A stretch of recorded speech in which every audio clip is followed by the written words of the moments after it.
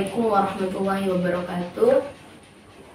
Alhamdulillahirrabbilalamin. Wassalatu wassalamu ala asyrafil anbiya'i wal mursalin wa ala alihi wa sahbihi ajmain, amma ba'd. Rabbi shrah li sadri wa yassir li amri wahlul 'uqdatam min lisani yafqahu qawli.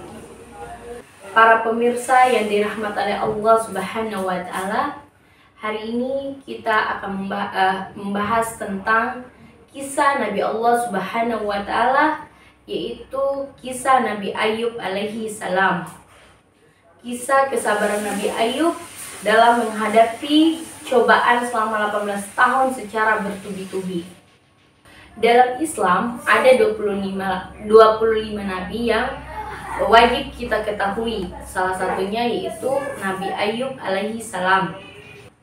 Nabi Ayub adalah seorang yang sangat terkenal dengan kekayaannya yang berlimpah, anak yang banyak, yang luar biasa soleh dan soleha, serta memiliki akhlak yang sangat mulia. Dan Allah sendiri pun telah memuji kesolehannya Nabi Ayub. Bahkan bukan hanya dari kalangan manusia, diriwayatkan bahwa malaikat pun ikut memuji atas kesolehannya Nabi Ayub alaihi salam. Iblis pun cemburu atas kesolehannya Nabi Ayub sendiri. Tapi iblis selalu menyangkal kepada Allah bahwa kesolehan Nabi Ayub itu bukan karena dia memang taat sama Allah, tetapi karena Nabi Ayub itu diberi kenikmatan, makanya dia itu soleh, dia itu taat kepada Allah. Kalau nikmat dan kekayaannya diambil, maka pasti akan kembali itu, pasti akan kelihatan itu akal bulusnya Nabi Ayub. Kata si iblis. Seakan untuk membuktikan kenabian dan keutamanya Nabi Ayub, maka Allah pun mencabut nikmat yang telah diberikan kepada Nabi Ayub, serta untuk membuktikan bahwa Nabi Ayub itu bukan hanya sekedar taat kepada Allah karena ada nikmat yang Allah kasih, tetapi memang karena taat. Dan Allah pun memberikan 3 ujian kepada Nabi Ayub. Ujian yang pertama yaitu semua harta bendanya Allah cabut. Allah kasih dia kegagalan dalam segala hal, sampai dia bangkrut, akhirnya harta bendanya pun ikutan habis. Dan ternyata di situ keimanan Nabi Ayub tetap bertambah dan semakin kokoh. Walaupun habis harta bendanya, tetapi zikirnya kepada Allah tetap terus khusyuk. Dan ujian yang kedua yaitu Allah cabut kenikmatannya, yaitu dengan dihilangkannya satu persatu anak-anaknya, dibuat meninggal, sampai akhirnya tinggal istrinya yang menemaninya. Tapi di situ dia meyakini bahwa segala sesuatu itu adalah milik Allah, maka akan kembali kepada Allah. Begitupun saya sebaliknya. Ketika saya sudah Allah izinkan untuk dicabut nyawa saya pun akan pergi dari dunia ini. Dan cobaan yang ketiga pun yaitu cobaan tentang Allah memberikannya penyakit yang sangat dahsyat, yaitu penyakit kulit yang susah sekali untuk disembuhkan dan tidak ada obatnya.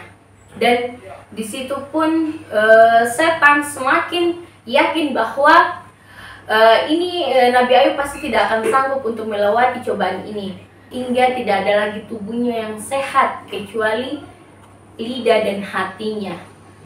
Meskipun demikian, Nabi Ayub tetap sabar. Setan pun ikut frustasi melihat keimanannya Nabi Ayub. Sampai akhirnya setan memutuskan untuk menggoda istrinya, yaitu dengan memberikan dia resep obat. Dan pada suatu hari istrinya pun datang menghampiri Nabi Ayub karena sudah melihat dan kasihan sekali dengan kondisi suaminya tersebut. Dia pun memberikan resep obat tersebut kepada Nabi Ayub, yang akhirnya dibaca oleh Nabi Ayub, dan dia mengetahui bahwa resep obat tersebut berasal dari iblis. Akhirnya Nabi Ayub pun marah terhadap istrinya dan bernazar untuk memukul istrinya dengan 100 kali pukulan ketika dia sudah sembuh nanti.